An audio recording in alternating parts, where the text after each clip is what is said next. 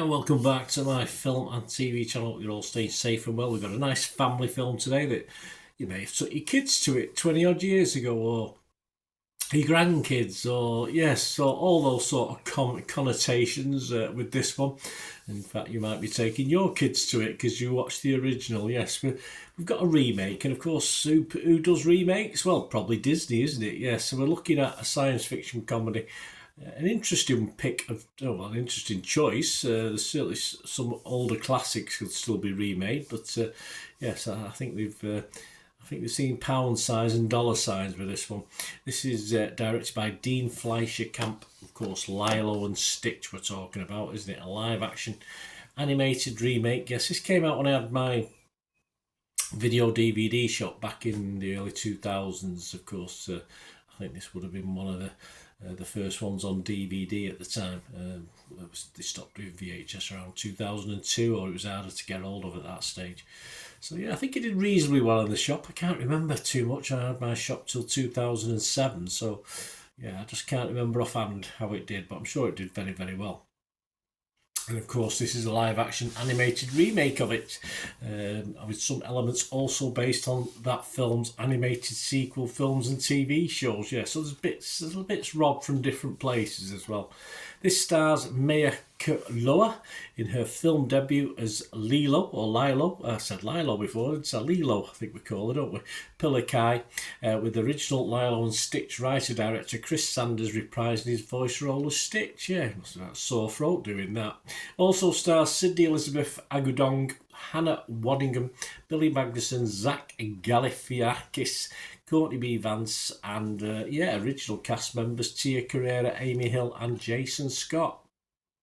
And this was released on May the 23rd, 2025. I'm doing this review on May the 24th, 2025, so check your territories for availability on this one. Right, my thoughts. A cute enough human as Lilo. That helps, of course, because I thought the original cartoon one was quite cute as well. We've got an annoying and ultimately cuddly CGI Stitch. So, yeah, so far spot on, really. That's what we expect. And, of course, the best of the slapstick humour, if you like, and looks and grumpiness is supplied by our alien. The other humour, slapstick, doesn't quite work as much for me away from our blue friend. It's a bit of a struggle away from him. William Bibiani from The Wrap scored this 75, so he liked it. He said, I guess when you take something that works and make it work slightly less, it still kind of works. And I totally agree with William.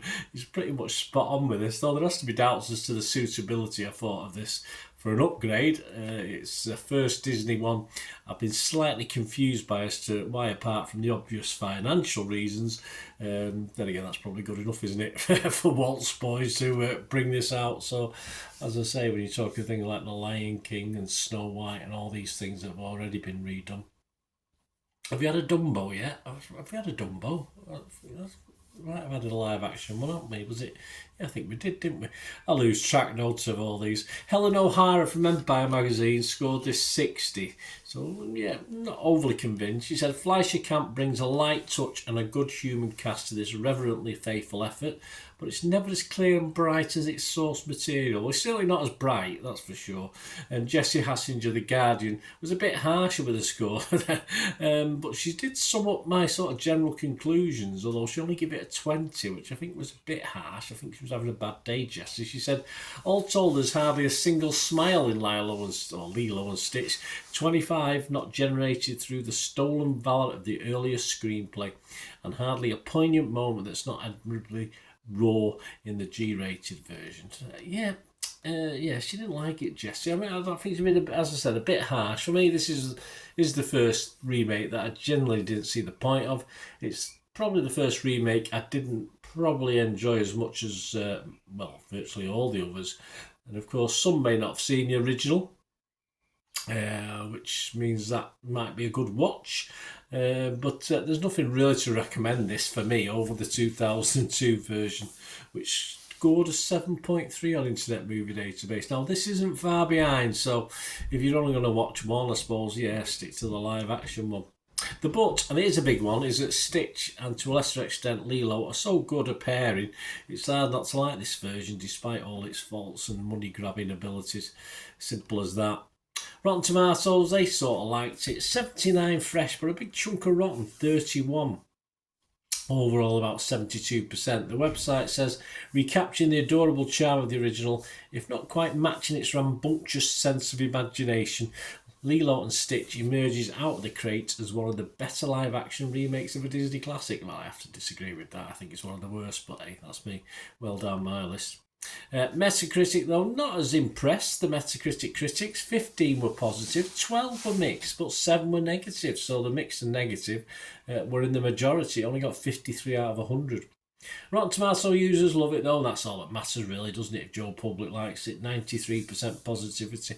Internet Movie Database, as I said, the original 2002 animation got 7.2. With almost 5,000 scores, sorry, 7.3, with over 5,000 scores, this is getting 7.2, so only 0.1 behind, so that did surprise me a little bit, but I can understand it. I'm not going to be gushing on it. As I said, I was a little bit disappointed, but as I said, the chemistry between the two leads, both animated and human, or little human, shall we say, sort of works most of the time, and that sort of made it reasonably entertaining for me. I would be fresh on Rotten Tomatoes, probably about 60-40 in the fresh camp. I am going to be positive. I'm not going to be mixed on this, just about positive on Metacritic. But I'm just going to give it my watchable score. As I say, I found it hard to really think it was an improvement on the original. But as I said, with it nicking bits and pieces as well, it's not limited its options for another one, but it's making it a little bit harder. But yeah, I'll give this a 6 out of 10, as you know, which is my watchable score. So not as high as some of the others, but I think that's reasonable for what we get. Let me know what you think, guys, if you get to the cinema and take your kids or your grandkids or your great-grandkids to watch this. It's nice to have half-decent family films to watch, and this is certainly in that category, if not slightly better. So let us know what you think, guys. Please, if you like what I do on the channel, I'll try and give you my views and also other people's views, just to sort of give a bit of a balance. If you like the way I do things, this is how I do it.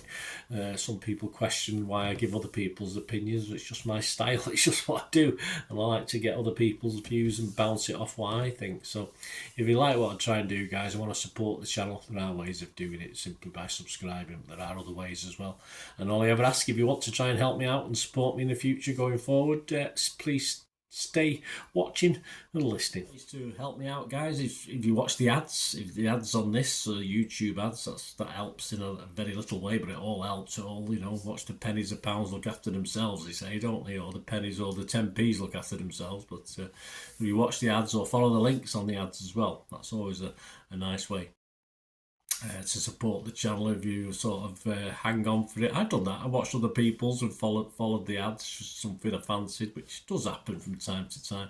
Of course, you can support me by pushing that subscribe button as mentioned earlier, and that of course pressing the button so you know when these vlogs are coming out. And of course I'm always interested in your opinions, and of course if you can give us a like, that'd be wonderful as well. So thanks for watching, guys. Hopefully I'll join you very, very soon with something else. Until we meet again, I'll never ask one thing, don't I? Please stay safe, everyone.